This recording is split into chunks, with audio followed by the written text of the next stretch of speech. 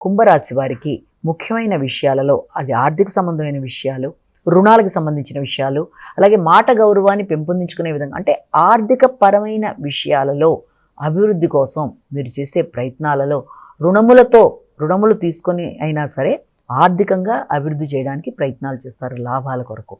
ఆ విషయంలో తగిన విధంగా జాగ్రత్తలు తీసుకుంటూ గౌరవం పెంపొందించుకుంటూ ముందుకు వెళ్ళాలి. వాగ్దానాలు నిలబెట్టుకోవడానికి ప్రయత్నం చేయాలి. కుటుంబ సభ్యులతో మంచి సామరస్యంగా ముందుకు వెళ్ళినట్లయితే మంచి ప్రయత్నాలు అనుకూలంగా ఉంటాయి.